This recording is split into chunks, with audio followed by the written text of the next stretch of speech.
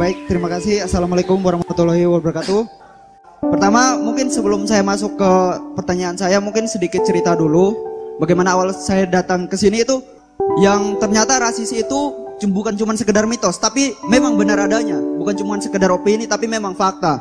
Nah, jadi pada saat awal datang ke sini itu, untuk mencari tempat tinggal itu sulit.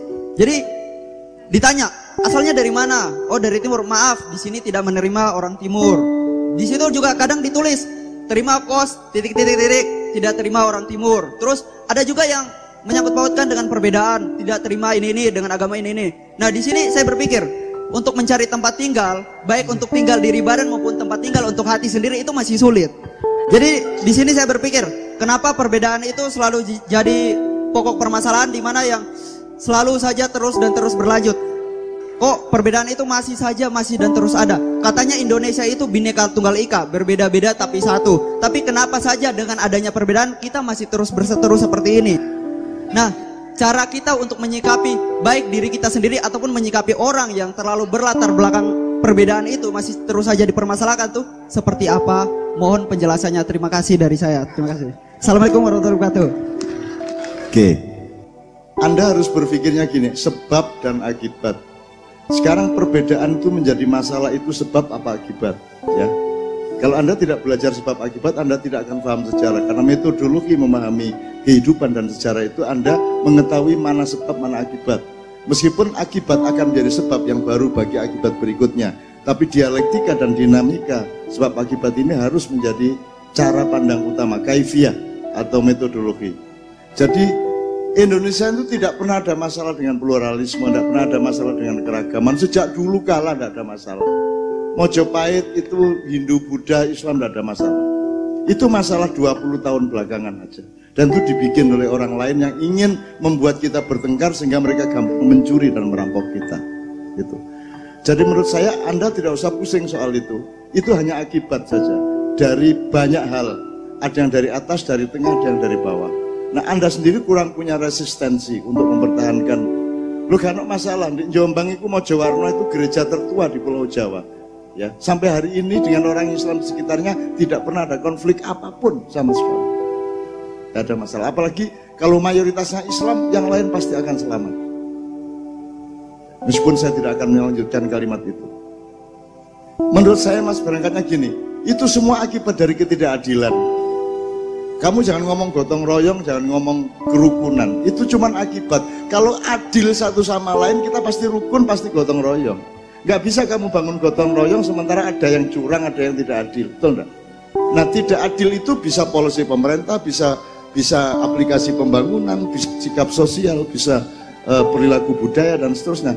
Selama keadilan itu tidak berlangsung, maka problem akan banyak sekali. Dan jangan dipikir borok itu masalahnya, borok itu akibat dari yang tidak benar, gitu loh Mas.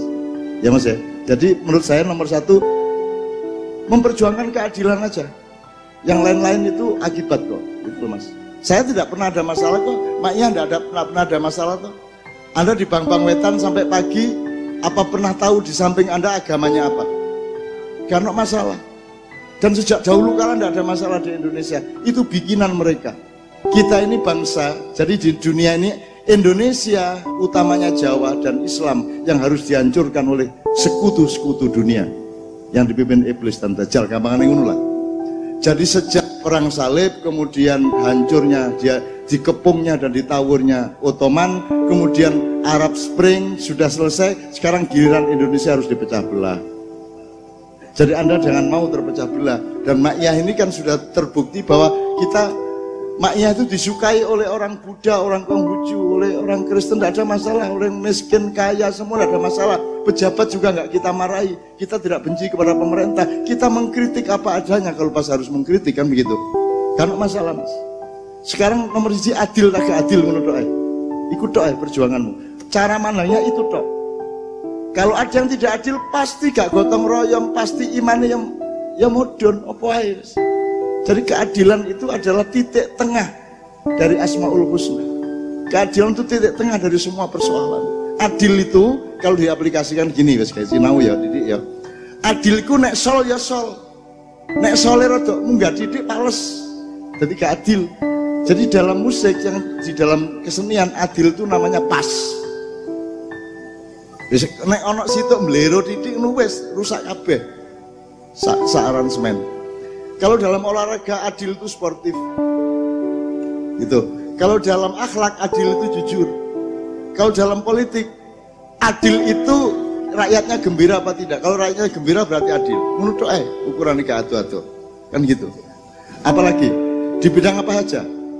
Hukum itu alat. Dia itu produk dari keadilan, bukan hukum itu subjek. Hukum itu cuman alat. Gitu loh. Makanya perangkat hukumnya cuman alat. Yang subjeknya adalah keadilan, subjek nilainya ya. Bukan subjek fisiknya. Subjek fisiknya adalah ahli hukum dan perangkat hukum. Tapi subjek, substansi dan nilainya adalah keadilan. Jadi salah kalau kamu ngomong supremasi hukum, salah. Salah. Supremasi keadilan. Sebab hukum tidak bisa menyelesaikan masalah. Dia hanya bisa menyelesaikan masalah di tataran tertentu. Maka dia harus terus-menerus mengacu kepada keadilan.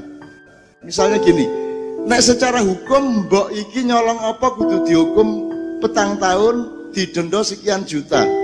Hakimnya tidak bisa apa-apa karena memang hukumnya seperti itu. Maka hakimnya mengambil inisiatif budaya dan kemanusiaan. Ngene, ayo urunan saiki rek cek mbok iki iso bayar. Karena kita ini harus bayar pajak kepada orang kecil. Hakimnya mengatakan begitu. Jadi itu hakim itu datang jangan dengan pasal. Hakim itu datang duduk dengan rasa keadilan dan ilmu keadilan. Maka dia bisa menciptakan pasal-pasal baru di setiap kasus yang berbeda. Jadi sekali lagi supremasi hukum itu salah. Yang benar supremasi keadilan. Itu ya.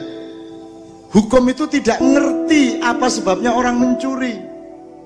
Ngertinya orang mencuri. Dia tidak peduli sebabnya apa kok mencuri. Gitu loh, Rek. Kalau akhlak lebih tinggi. Dia cari kenapa kok dia sampai mencuri. Mari kita tolong supaya dia tidak mencuri lagi. Kan begitu, itu akhlak.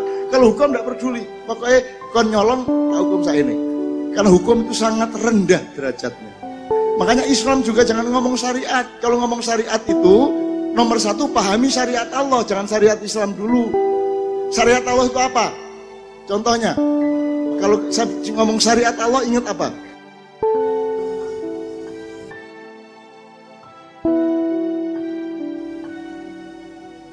Isi mau temenan kira.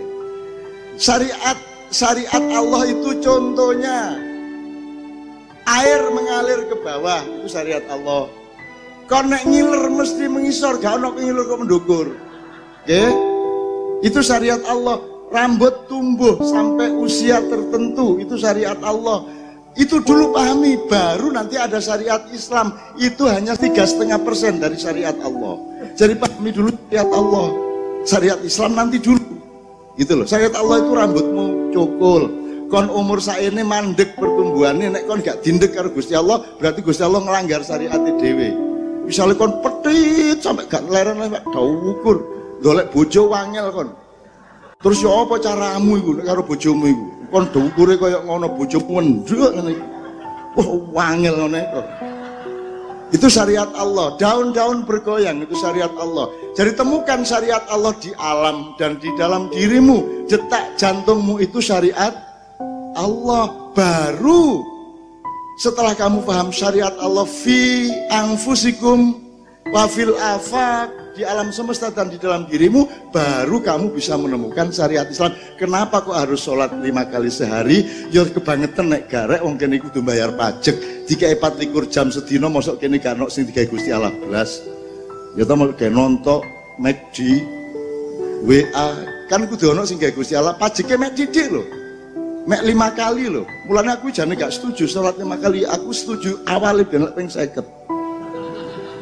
Kapan-kapan aku kepeduk Gusti Allah sampean balekaken ping 50 ya. Ya bongko arek-arek. Bayangno kayak sembahyang subuh adus sembahyang meneh. Sarapan kayak separuh sembahyang meneh.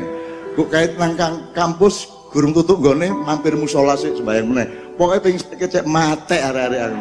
Kenaan ping 5 yang. Iki ya. Jadi saya ingin mengatakan kepada Anda, tolong pelajari anatomi hidup ini. Endi ndase, endi dodone awake, endi sikile lah ngono sih. Ojo ngelemprek kayak sarung, harus punya anatomi kayak jahit baju loh nek karo celana. Iki bagian lengene, iki bagian kerahe, lak ngono. Iki bagian benike. Ini sekarang pemahaman kaum intelektual terhadap hidup dan Indonesia juga kayak sarung ngelemprek. Gak jelas lor kidule, gak jelas ndukur ni sore. Sarung ngelemprek karo dhewe. Itu pun teles pisan. Digawe gak kena, dipe gak garing-garing. Gitu ya. Jelas ya Mas ya? Oke. Dan jawabanku itu aja kok anggap kebenaran, karena tidak ada kebenaran kecuali Allah. Jawaban saya itu hanya versi, hanya pendapat.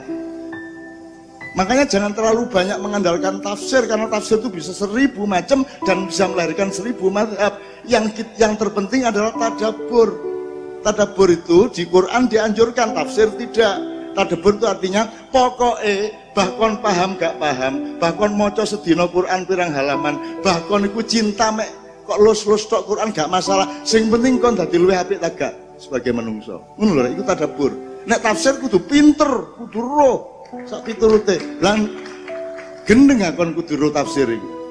Wong bahasa Arabe gak paham matane, kan gitu. Jadi andalan kita tadabbur. Tadabbur itu masih mek Quran disawang-sawang tok. Sing penting itu membuatmu ingat Allah dan menjadikan engkau lebih baik sebagai manusia, dekat kepada Allah, dekat sama sesama manusia. Itu tadabbur namanya. Ngono ya Mas ya? Okay.